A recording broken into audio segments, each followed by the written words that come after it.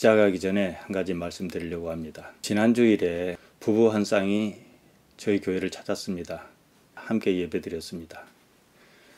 예배를 마치면 조금 이른 점심시간이긴 한데 식사 대접을 못해 보내서 송가단 말씀드립니다. 경황이 없었습니다. 우리는 어디로 가려는가? 오늘 이거 말씀드리겠습니다. 지난 시간에 말씀드렸습니다. 사람은 고통을 싫어합니다. 고통을 싫어한 나머지 어떻게든 없이 하려고 합니다. 이것은 생리적, 반사적 반응입니다. 고통은 두 가지입니다. 심리적 고통, 신체적 고통입니다. 사실 이 둘을 따로 떼어놓고 생각할 수 없습니다. 심적 고통은 신체적 고통의 종속 개념입니다. 몸이 없으면 모든 고통은 사라집니다. 의미가 없어요. 고통의 역할은 단지 사람을 생존하게 하려는 데 있다는 사실입니다. 고통은 생존을 위협하는 위험으로부터 자신을 지키게 하려는 안전장치입니다. 들에 나갔습니다. 곰이나 사자가 덤벼들었습니다. 잡히면 죽습니다. 살이 찢기는 장면이 눈에 보이듯 선합니다. 도망쳤지요. 무조건 피하고 볼 일입니다. 더 세니까요. 생존 본능에 따른 반응입니다. 그런 경험이 기억의 형태로 차곡차곡 뇌리에 쌓입니다. 곰이나 사자가 노루나 누떼를 습격하는 장면을 보았습니다.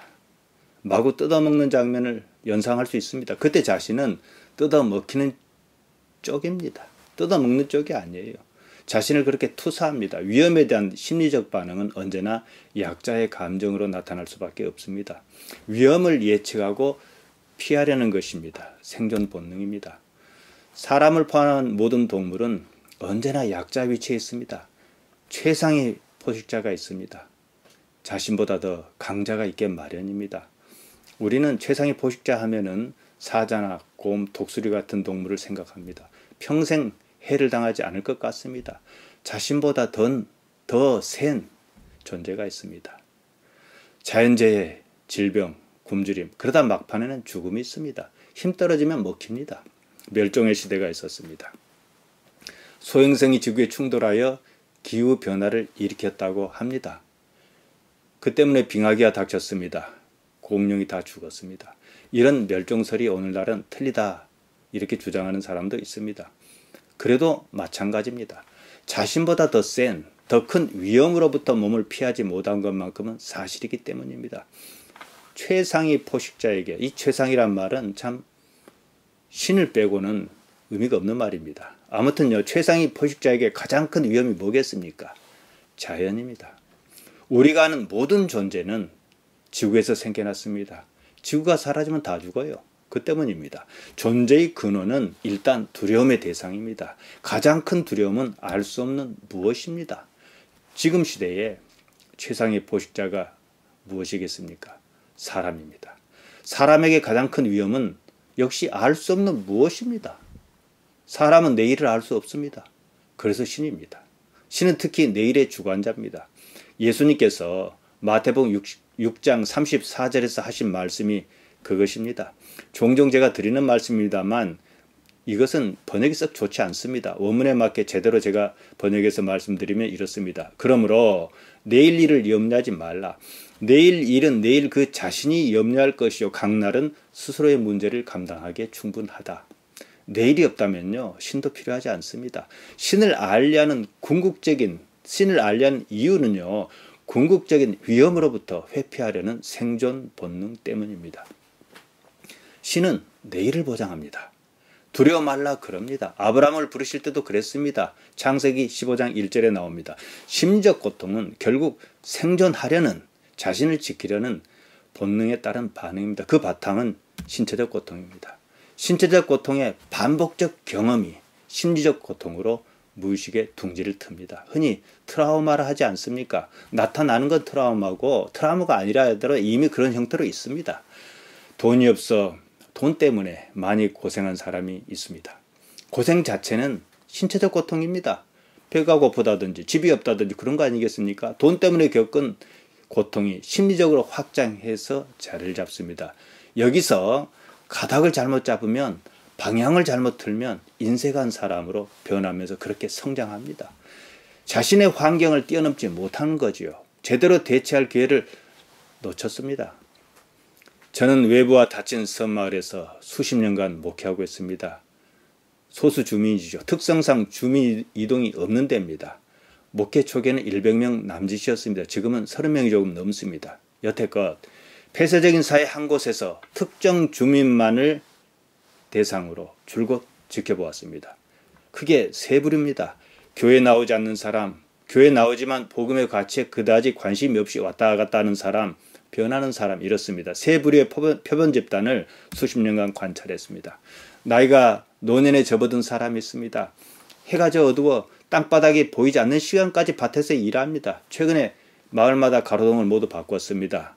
LED 등이라 불빛이 좋습니다. 그 빛으로 또 일합니다. 이건 무슨 형설지공이 아니라 가등진호라 해야 할 판입니다. 그렇게 해서 돈을 버느냐? 그것도 아닙니다. 돈을 번다 해도 쓸 데가 없어요. 쓰지 않다 보니 정부에서 주는 노령연금만 매달 쌓여갑니다. 이런 경우도 있어요. 여러 날을 수고하고 열심히 일하더라고요. 그래놓고 스스로 해쳐버리는 거예요. 효율성 면에서 본다면 참 꽝입니다. 죽도록 일만 합니다. 왜 그러는지 영락없이 존머시입니다. 파트리크 주시킨트가 쓴 존머시 이야기가 있습니다. 존머시는 항상 바쁘게 걸어 다녔습니다. 그는 마을 사람에게 기인이었습니다. 왜 그러고 다니는지 아무도 이해할 수 없었습니다. 추측만 무성했어요.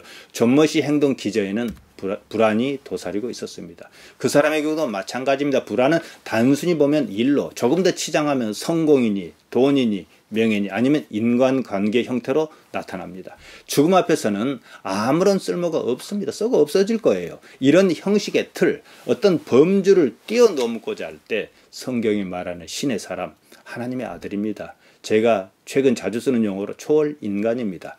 젊어서부터 아예 책과 탐을 쌓았습니다. 일밖에는 없습니다. 나이가 들면요, 이 지적 능력이 그나마 자신의 의식을 지탱해 줍니다. 영성은 물론입니다. 인간이 스스로의 범주를 초월하지 않으면요, 그냥 동물입니다. 요즘 아이들은 남자 사람, 여자 사람 그러더군요. 그런 의미에서 동물 사람입니다. 예수님께서는 자기를 부인하라 그러셨습니다. 자기라는 것, 삶에서 만들어진 자기, 그 자기를 부인하라 그 말씀이에요. 이게 무슨 말씀이겠습니까? 마가복음 8장 34절입니다. 무리와 제자를 불러 이르시되 아무든지 나를 따라오려거든 자기를 부인하고 자기 십자가를 지고 나를 좇을 것이니라. 자기란 경험의 자기를 말합니다. 삶의 질곡을 떠안고 있는 자기, 과거에 매인 자기, 불안을 감춘 자기, 그것입니다. 그러한 자기를 부인해야만이 자기를 뛰어넘을 수 있습니다. 초월인간으로 나아갈 수 있다, 이 말씀입니다. 사람의 아들에서 하나님의 아들로, 이를테면 신분 상승이 이루어지는 거예요. 예수님의 복음이 지향하는 바입니다. 사람은 행복을 추구합니다. 행복을 논하기 전에 먼저 고통을 이해해야 합니다. 고통에는 특별한 기능이 있습니다. 고통을 주는 통증은 자율신경계의 반사적 작용입니다. 말씀드린 대로 몸을 지키려는 것입니다. 몸이 아파요. 통증이 심합니다. 병원에 갔습니다. 몸에 진통제를 주입합니다. 고통을 없이 하려는 거죠. 이제 그 고통을 아예 없이 하려는 단계에 와 있다는 거예요. 앞으로 기술적으로 그게 가능하다는 거예요. 여러분 당대에 아마 가능할 겁니다. 퇴행성 질환으로 무릎 연골이 닳습니다. 고통스럽지요. 흔히들 겪는 일입니다. 요즘 어떻게 합니까? 못 쓰는 관절 잘라내고 세라믹으로 만든 인공 관절을 넣습니다. 바꾸지요. 기술이 발달해요. 반드시 발달합니다. 왜 발달할까요? 돈이 걸려 있거든요. 팔다리를 바꿉니다. 장기 모두 인공장기로 바꿉니다. 피부는 말할 것도 없어요. 박근혜 전 대통령이 시술했다 해서 다 아는 실로 피부를 당기는 이른바 리프팅 시술은 아주 원시적인 것입니다. 요즘 치아를 임플란트로 바꾸지 않습니까? 치아도 장기입니다. 신체의 모든 부분을 그렇게 하나씩 바꾸다 보면 무슨 일이 일어날까요? 근육량을 늘리기 위하여 시간을 내고 땀을 흘리며 운동하고 할 일이 없어요. 인공심장을 달고 사는 사람이 있습니다. 지금까지 기계장치는 금속이나 세라믹 같이 딱딱하거나 아니면 실리콘 같은 물질이었습니다. 앞으로는 줄기세포를 배양한다든지 생체기관을 3차원 프린터로 만들어낼 것입니다. 유전자 가위로 잘라내어 교정도 가능합니다. 이제 뇌만 남습니다. 뇌는 다른 기관과 달리 단순합니다. 조건만 맞으면 오래 삽니다. 기능은 복잡하지만 원하는 것은 단순해요. 산소와 포도당입니다. 나아가 뇌와 컴퓨터 간 데이터를 전송합니다. 이미 시작했어요. 스티븐 호킹의 경우는 조금 다르지만 아주 그 전초 단계다 볼 수 있습니다. 지금까지 우리는 입출력 장치를 통해서 컴퓨터에 일을 맡겼습니다. 모니터라든가 키보드, 마우스 이런 거죠. 앞으로는 인간의 의지를 데이터로 치환할 수 있습니다. 의지를 데이터로 바꾼 이상 의지는 곧 정보입니다. 의지를 컴퓨터에 전송하여 처리할 수 있다는 차원에서 이해해야 합니다. 호킹은 루게릭병으로 전신을 쓰지 못했습니다. 말도 못하고 거의 뇌만 작동했습니다. 그는 컴퓨터로 의사소통했습니다. 어떤 방식이든지 간에 자신의 의사를 뇌와 컴퓨터 간 데이터로 전송했다는 뜻입니다. 기억을 컴퓨터로 업로드하겠다고 합니다. 그런 단계에 와 있어요. 그 방식이 가능하다고 합니다. 구글 같은 회사에서는 이미 인간을 불멸을 연구하고 있습니다. 원하든 원하지 않든 그런 시대가 옵니다. 반드시 옵니다. 말씀드린 대로 돈이 걸려 있거든요. 지금 그 초입에 있습니다. 특이점을 넘어서면 어떤 삶을 살아야 하는지 여러분은 심각하게 고민해야 합니다. 이건 과학만의 문제가 아니에요. 철학이자 신앙의 문제입니다. 저는 이 문제를 조금 더 다른 관점에서 봅니다. 그때면 인간은 일하지 않고 살려 할 것이라는 거예요. 노동의 종말이 다가옵니다. 인간은 에덴 동산 이후로 지금까지 줄곧 일했습니다. 일이 좋아서가 아니었어요. 싫어요. 싫지만 어쩔 수 없었습니다. 먹고 살아야 하니까요. 먹지 못하면 고통이거든요. 이제는 일하지 않고도 살 수 있는 여건입니다. 그러면 누가 일하러 하겠습니까? 일도 가사도 모두 인공지능 로봇이 감당합니다. 버스나 트럭 운전사도 소방관도 필요하지 않습니다. 5년쯤이면요. 자율주행 자동차가 본격적으로 거리를 누빕니다. 노동에 관한 한 인간은 더 이상 필요하지 않습니다. 일하지 않고도 살 수 있는 세상이 옵니다. 그때 인간은 무엇을 하며 살려 할까요? 쉽게 생각해 볼 수 있는 예를 하나 들겠습니다. 중학교나 고등학교쯤 다니는 아들이 있습니다. 공부하지 않아도 괜찮다고 말합니다. 돈 많으니까 건물주로서 임대소득 받아고 너 살면 괜찮아 이렇게 말해 줬습니다. 피자를 주문해 주었습니다. 하고 싶은 대로 하라 했습니다. 아이가 그 말을 이해했어요. 공부하지 않아도 아무런 문제 없구나 확인했습니다. 아이가 무엇을 할 것 같습니까? 공부하지 않아요. 공부를 하는 이유가 뭐 때문입니까? 단순합니다. 내일을 위하여 지금 공부라는 고통을 참고 견뎌내는 것입니다. 아이는 10중 8구 피자를 먹고 콜라를 마시며 컴퓨터 앞에 앉아 게임 삼매경에 빠졌을 것입니다. 게임이 아니더라도 공부하겠다는 아이는 없습니다. 공부는요 고통입니다. 고통을 감내할 이유가 없습니다. 그리스 신화에 테세우스의 배 이야기가 있습니다. 테세우스와 아덴의 젊은이가 탄 배는 30개의 노가 달려있는 배를 운행했습니다. 데메트리오 팔레레우스 시대까지 배를 계속 유지보수했습니다. 널빤지가 썩으면 뜯어내고 튼튼한 새 목재로 덧대어 붙이기를 거듭했습니다.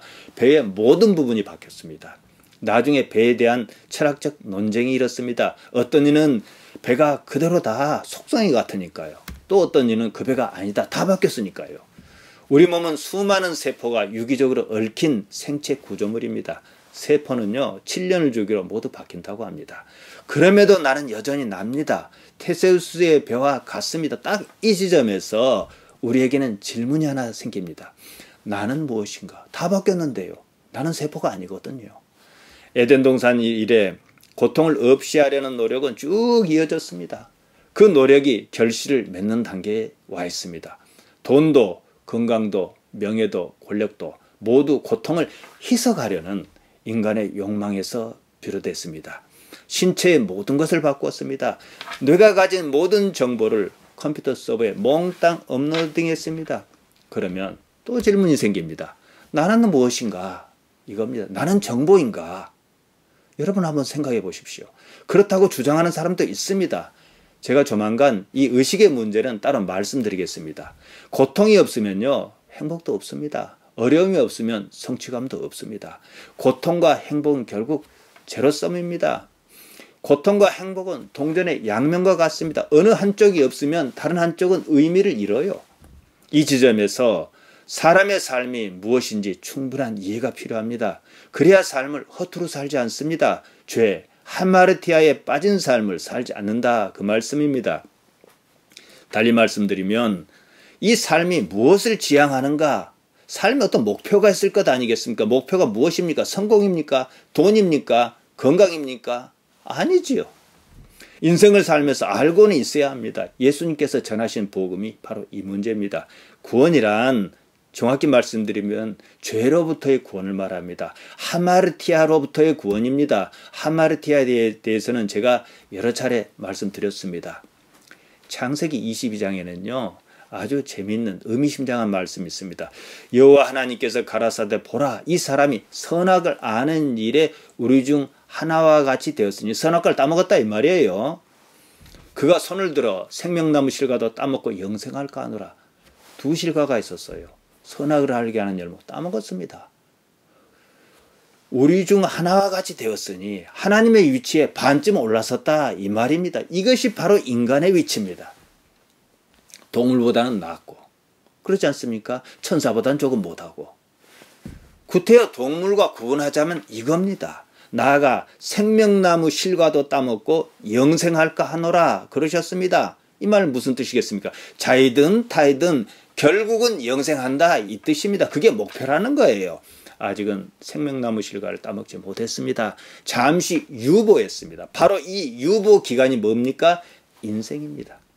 이제 따먹을 능력을 갖춰갑니다. 인생 유보 기간에는 고통이 있습니다. 죽음도요 고통입니다. 고통은 어느 무엇으로든 없이 할 수 있는 것이 아닙니다. 고통이 없으면 그 자체가 고통입니다. 무슨 고통이에요? 권태입니다. 따라서 고통은 다른 차원에서 생각해야 할 문제입니다. 고통 너머의 다른 가치, 영생을 이해할 수 있느냐? 여러분 영생을 이해하십니까? 시간이 오래 가는 겁니까? 하나님께서는 시간 위에 초월하고 계신 그런 분이시라는 거죠. 고통은요 뇌작용입니다. 신체작용이 아니에요. 뇌 자체는 고통이 없습니다. 어떤 경우에 고통이라고 해석하는 거죠. 고통이란 원래 없는 것입니다. 크게 보면 고통은 사실 가상개념입니다. 그것을 극명하게 보여주는 것이 CRPS입니다. 복합부위 통증 증후군입니다. 신체 어디에도 아픈 데가 없어요. 몸이 아프지 않아도 내가 아프다면 아픈 거예요. 자기를 지키려는 것이 삶에서 고통을 불러왔다는 사실입니다. 하여 자기를 지키지 말라는 것이 예수님의 복음 시작입니다. 마가복음 8장 34절 말씀 제가 드렸죠. 이제 8장 35절까지 다시 한번 보겠습니다. 무리와 제자를 불러 이르시되 아무든지 나를 따라오려거든 자기를 부인하고 자기 십자가를 지고 나를 좇을 것이니라. 누구든지 제 목숨을 구원코자 하면 잃을 것이요 누구든지 나와 복음을 위하여 제 목숨을 잃으면 구원하리라. 스스로 제 목숨을 구원코자 하지 말라 이 말씀입니다. 예수님께서는 전혀 다른 가치의 삶을 요구하십니다. 다시 뵙겠습니다.